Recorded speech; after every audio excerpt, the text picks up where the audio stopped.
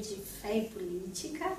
E hoje nós temos a visita de um colaborador muito amigo e importante aqui para a nossa caminhada da Pastoral Fé e Política, em especial com a equipe da região Belém, que é o senhor José Tomás, né?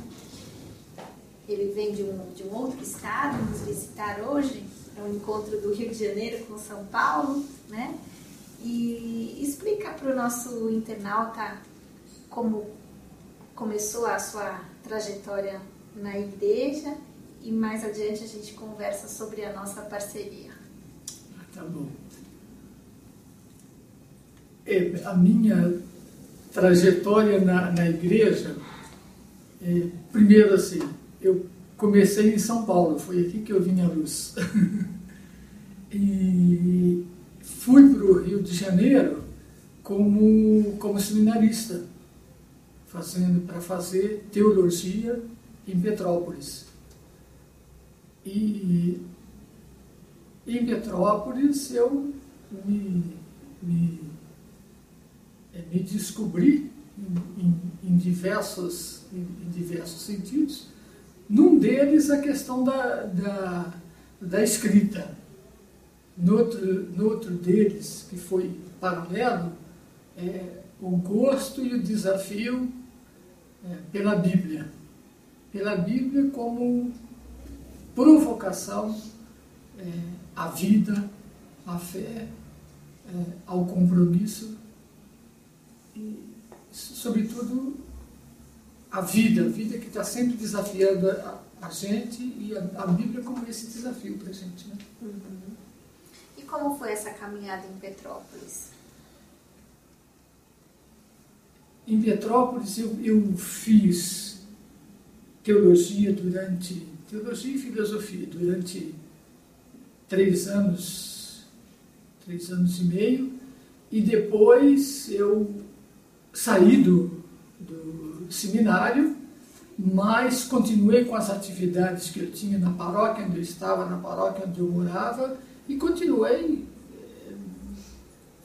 preocupado, me alimentando com a teologia, que ela faz parte da minha vida, mas não de uma maneira sistemática.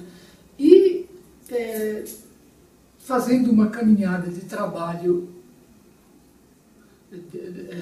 na paróquia, onde eu morava, depois esse trabalho se desdobrou para dentro de um grupo de direitos humanos que se formou em Petrópolis e com atividades ligadas à situação, sobretudo, dos trabalhadores em Petrópolis, um grupo que se formou, me parece que em 1979, e eu entrei para esse grupo, eu já tinha feito uma caminhada em 1981, e durante uns 10 anos a gente trabalhou nesse grupo de direitos humanos em Petrópolis, ligado à realidade, sobretudo da periferia de Petrópolis, a chamada cidade imperial, e ela tem os dois lados, o lado turístico e o lado desumano das pessoas sem condições de vida numa mesma cidade, mas que não é conhecido nem no nosso país, a menos quando ocorrem as grandes catástrofes. E dentro disso a gente tinha uma atividade. E além da atividade junto a essa população, as associações de moradores, aquele grupo começou a pensar uma articulação nacional dos grupos de direitos humanos, de certo modo, não tinha necessidade absoluta de eles terem uma dimensão de fé cristã, mas na realidade eram os grupos que tinham essa dimensão e que se ligavam, muitos deles, às dioceses, né, e outros grupos independentes das dioceses, mas com uma visão de fundo evangélico, se não confesso, pelo menos pelas atitudes, pelas buscas, pelos compromissos com a vida, né? Então era um grupo de caráter ecumênico. De caráter ecumênico. De caráter ecumênico, nós tínhamos leigos participando, religiosos da própria diocese. Não a diocese não reconhecia o trabalho do grupo. Tínhamos, durante um tempo, uma aproximação muito grande com o pessoal da igreja metodista, numa das igrejas metodistas de Petrópolis. Tinha uma participação mais próxima, não diretamente com o grupo, mas onde se faziam atividades que eles também abraçavam. E o momento do país, quando se formou esse grupo, ele era qual? Assim, o que o país estava passando nesse momento? Era um momento assim, do final da ditadura, começada em 64, né? E uma das atividades que a gente tinha quando se fez um tipo de coordenação nacional dos direitos humanos era Petrópolis passou a ser o centro de referência das informações que vinham não só dos grupos de direitos humanos, mas dos grupos que atuavam no movimento indígena, no movimento pastoral da terra. E a gente fazia um trabalho de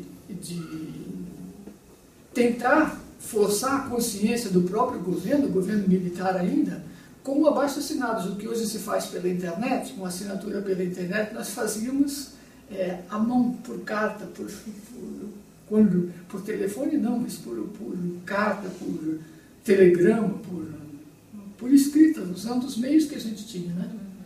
E, de certo modo, aquilo ajudava algumas situações, porque eles sofriam correspondências e pressão por parte do Brasil inteiro diante de umas calamidades que aconteciam nos diversos pontos do país, nas diversas realidades das populações sofridas, né? Indígenas, trabalhadores, pessoal do seringal, do campo, onde havia uma agressão à vida, a gente tentava se mobilizar no sentido de pressionar as áreas do governo para enxergar aquela realidade. Ao mesmo tempo, assim, com uma ousadia e com aquele medo, mas não podendo deixar que passar em branco uma realidade de um povo que é o nosso povo. E esse grupo de direitos humanos, ele tinha um nome, ele era conhecido por algum título? Tinha um nome, ele começou com o nome de Grupo Ação, Justiça e Paz. O próprio nome já carrega a opção que se tinha. E no sentido, cada palavra pesando, justiça para que fosse um país justo, quer dizer, que coubesse, tudo coubesse a cada um na medida da sua necessidade.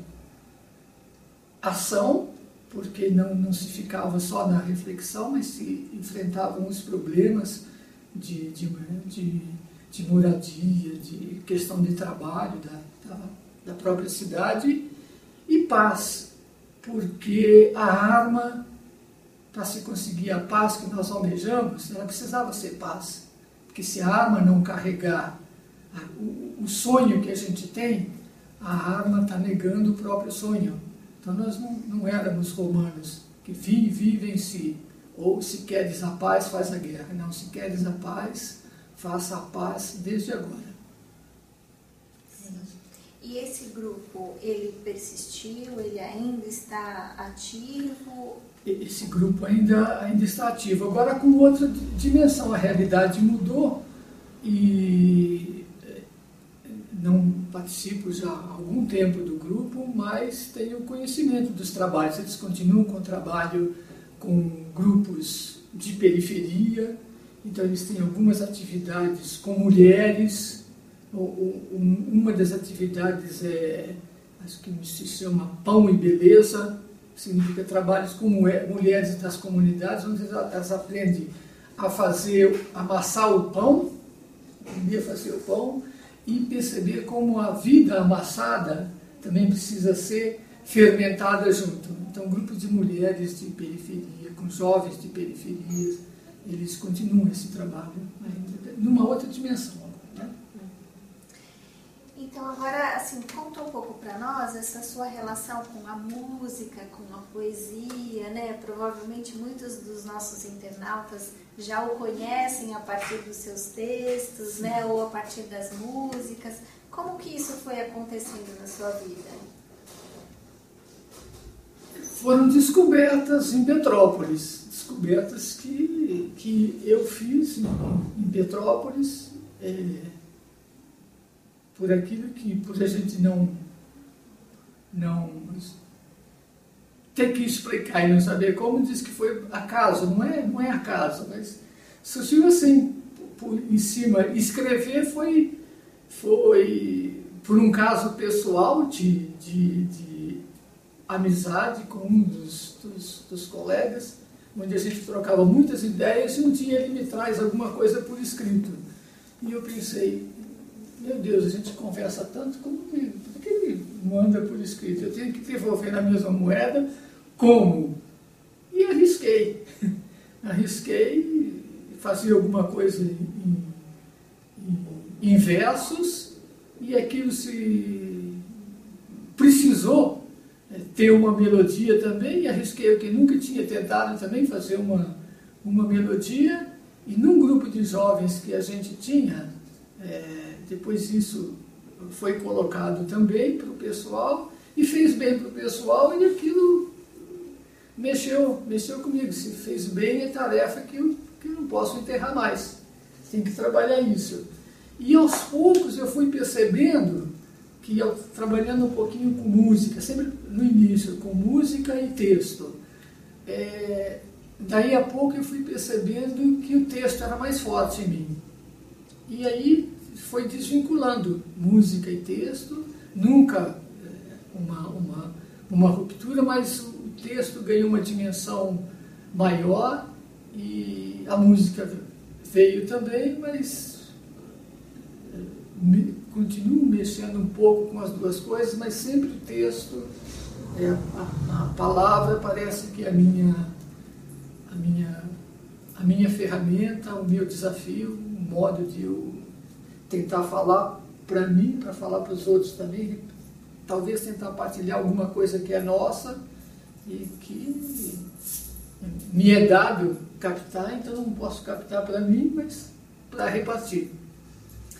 Muito bom. Alguns desses textos a gente tem disponíveis no nosso site, né? Que o senhor tem escrito, tem disponibilizado para nós.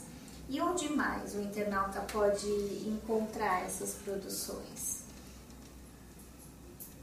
Essa é uma dificuldade, um desafio. Talvez esse trabalho que o próprio site da Pastoral Fé e Política, é um espaço que tem sido disponibilizado, e a gente tem pensado junto e tentando ocupar junto esse espaço, me desafia a trabalhar mais esse instrumento, essa ferramenta que tem aí, porque por enquanto, uma dificuldade primeira enorme que tem é a gente conseguir publicar alguma coisa no país, e principalmente quando você coloca como poesia. É mais difícil ainda, né?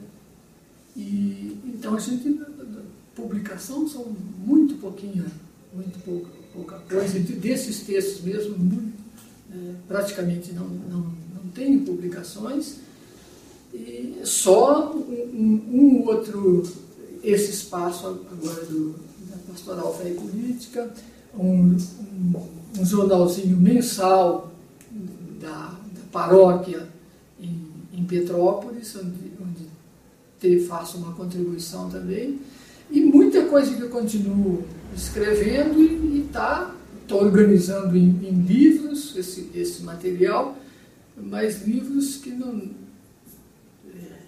É um sonho de publicar, mas um sonho que tem que me mover para não entregar os pontos, mas que não sei se vou conseguir. Mas talvez seja o caso de partilhar por um outro meio novo que a gente tem aí, a internet, de alguma forma. E a disponibilidade é o endereço do e-mail que está no site. Mas eu me recordo que recentemente, mesmo com essa publicação tão modesta, assim, com essa dificuldade de tornar público esse trabalho, o senhor foi premiado com essa publicação, não é? Até foi de fato não foi pela publicação, porque pela publicação eles me pediram, é um outro grupo que tem em Petrópolis, Rio de Janeiro e São Paulo, grupo ligado ao seu Amoroso Lima. Então, um cristão atuante também na época da ditadura, foi uma das poucas vozes que não foram caladas, porque ele tinha sua contribuição, me parece que semanal ou mensal, num dos grandes jornais do país, e essa voz não se calou durante aquele tempo todo. E depois, com a morte dele nos anos 1980, não sei bem que ano que foi, aí foi feita na casa que ele tinha em Petrópolis, foi feito como um memorial, mas um memorial ativo. Então se chama Centro Alceu Amoroso Lima para a Liberdade. E uma das atividades que eles têm é anualmente, já há alguns anos, eles premiarem atividades na área da defesa da vida e da liberdade no país. Então eles fazem alternadamente. Um ano são questão ligada à literatura e no outro ano a questão ligada a atividades. E no ano retrasado, 2010, isso. Em 2010, o meu nome foi sugerido e aceito como a premiação para Poesia e Liberdade. Aí foi uma surpresa, porque não conseguindo publicar, né? Mesmo assim eles tinham acesso, também por um jornalzinho que eles têm, onde a minha contribuição é 1 ou 2 vezes por ano, né? E mesmo assim, logicamente o pessoal ligado a Petrópolis, sabendo desse trabalho maior, colocou o meu nome, sempre são 3 nomes indicados, e 2 então ficam como uma menção honrosa e um como o lembrado daquele ano. Em 2009, apesar desse silêncio, assim, que não é um silêncio que a gente busca, mas que é colocado aí, é sinal que aquele instrumento da palavra que a gente tenta sentir e colocar a serviço da vida, que ela teve alguma repercussão. Então foi assim uma coisa importante como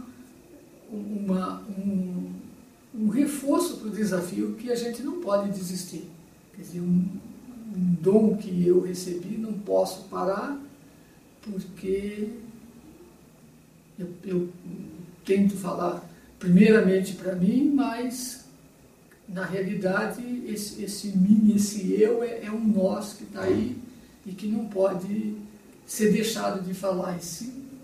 Então eu tenho que, em nome de a quem serve, eu não posso desistir, apesar de toda a dificuldade que possa ter. Sem dúvida, somos chamados sempre a pensar no nós, né? Mesmo que individualmente colocamos os nossos talentos a serviço, né? E agora eu queria falar um pouquinho sobre a nossa proximidade, né? Há mais ou menos 2 anos, a gente tem um contato um pouco mais próximo, e quem nos uniu foi a campanha da fraternidade, né? A pastoral tem um trabalho voltado de reflexão, divulgação e ações concretas voltadas para a campanha da fraternidade de cada ano, e o senhor veio aqui para São Paulo para discutir com a gente a temática da ética, né? Naquele ano, a campanha de 2010 falava de economia e vida, e a reflexão veio no sentido da ética quando pensamos em economia e essa busca e a valorização da vida, né? Desde então começou uma maior proximidade, né? Sabendo que estávamos distantes, a gente não queria perder essa integração que foi tão rica, tão marcante, e disso nasceu uma parceria a partir da própria produção escrita, da reflexão que nos é enviada com regularidade, que a gente tem disponibilizado no site. Então eu queria que o senhor falasse o seu olhar sobre como fé e política se encontram, né?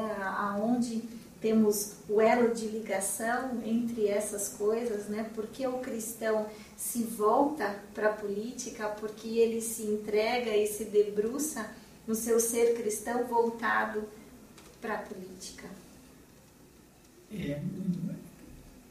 Já está aí colocado no seu ser cristão voltado para a política. Simplesmente porque Jesus foi isso. Jesus foi esse que veio estar no meio de nós com um olhar que a gente pode dizer parcial por sua escolha de nascimento. Eu não escolhi onde nasci. Nasci de uma família simples, de operário, de semi-analfabetos, no sentido da nossa sociedade, mas que construíram, me ajudaram a construir a minha vida, uma família que construiu a minha vida. Ele escolheu. E ele escolheu uma situação de pobreza, de abandono, não para ser abandonado, não para ser deixado para lá. E na sua família ele aprendeu a ler a história do seu povo, a ler a religião do seu povo.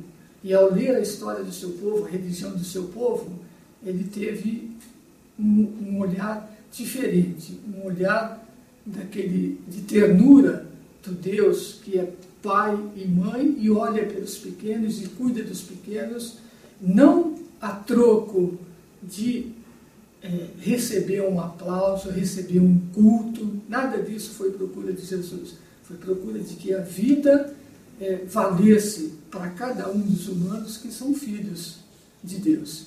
Então, falar cristão que não se mexe com política não é cristão, porque Jesus não foi isso. Jesus não foi ligado ao tempo. Se ele tivesse sido isso, ele não teria a morte que teve. Foi a vida que ele teve que levou à morte que ele teve.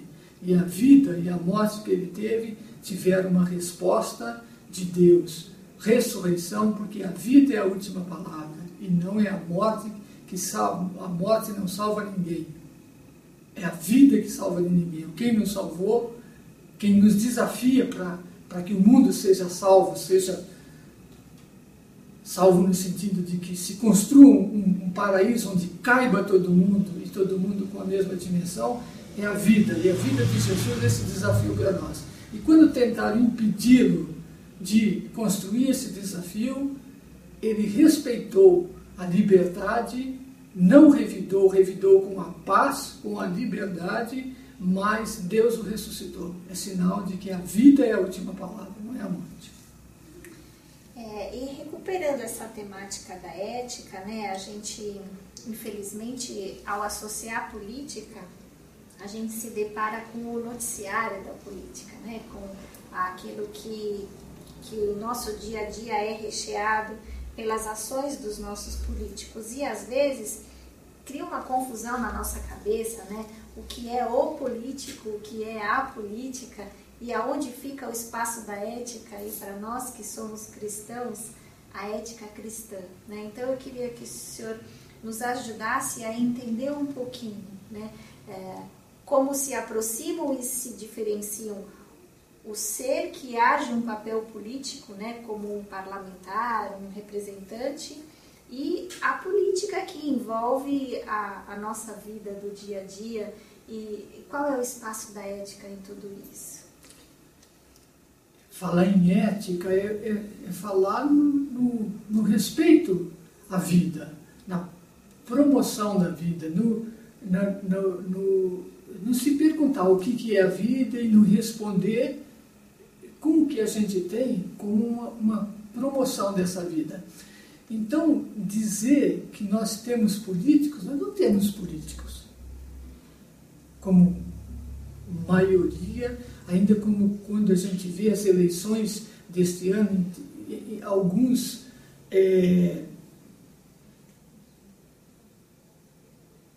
na área municipal, prefeitos e vereadores, quando se teve um trabalho em busca da ficha limpa, e pessoas que não teriam condições, pelo senso comum, de se colocarem para servir a vida de uma população com uma prática que eles demonstram, e se candidatam, os partidos colocam exatamente essas pessoas para terem o nosso voto, e a nossa população, nós como povo, votamos neles. O que acontece? Nós não temos políticos, nós temos usurpadores da política, porque a política é fazer da polis, da cidade, um lugar habitável para todos, e não um lugar onde poucos tomam para si os recursos que são para a vida de todos. Então, política é estar na cidade, na polis, de uma maneira de convívio, de convivência, de espaço para todos. E aqueles que são os nossos representantes para fazer essa organização, se não tiverem ética, se não tiverem essa visão do comum, eles usurpam o que é de todos para uns poucos. Então nós temos, como povo, uma grande caminhada a fazer, tanto daqueles que se colocam disponíveis para serem os nossos representantes, para fazer aquilo que nós queremos que estejam lá, na hora de gerir os recursos do país, do estado, do município, que é assim que a melhor forma que a humanidade encontrou até agora, essa representação, nós não temos outra para substituir. Então, esses que se colocam para fazer essa gerência do que é nosso, eles precisam ter ética, e nós, como povo, precisamos acordar. Porque nós estamos agora, nós não podemos mais dizer que a ditadura coloca quem eles querem lá. Somos nós que estamos colocando lá. Nós temos que acordar. As vozes que vêm para nos conduzir no nosso voto, nas nossas eleições, no nosso abandono depois que as pessoas são eleitas, nós ficamos de braços cruzados esperando 4 anos. Mas são 4 anos que nós temos que participar também. Senão, eles vão fazer o que bem entendem e não vão aprender. E nós vamos continuar reconduzindo aqueles que nós não queremos lá em cima. Nós temos uma contradição como povo. Nós precisamos aprender. A ética exige de cada brasileiro um repensar da sua situação. De cada um de nós, temos que repensar. Como povo também, senão nós não conseguimos chegar àquilo que nós sonhamos. Esse sonho que move a todos nós, né, que a cidade seja mais justa, que ela seja ecológica, que ela cuide daqueles que têm maiores necessidades ou menores condições, é aquilo que move, né, a ação da Pastoral Fé e Política, pensando no bem de todos, não pensando no bem de alguns, né? E diante disso a gente agradece muito a sua participação, a sua visita, hoje em especial gravando esse vídeo, mas que é uma parceria que continua, né? Que a gente continua dialogando através dos textos, através dos sites e até por e-mail, né? Se o internauta quiser entrar em contato, também pode escrever e ter aí um diálogo em desdobramento desse nosso encontro. Então a gente agradece muito essa sua participação, que há 2 anos caminha e que por muitos anos, se Deus quiser, continuará. E acho que é recíproco, porque se a gente não tem com quem partilhar e alimentar um sonho, o sonho deixa de mover a gente. e o sonho é paz para todos. Até breve. A luta e o suor que dão sustento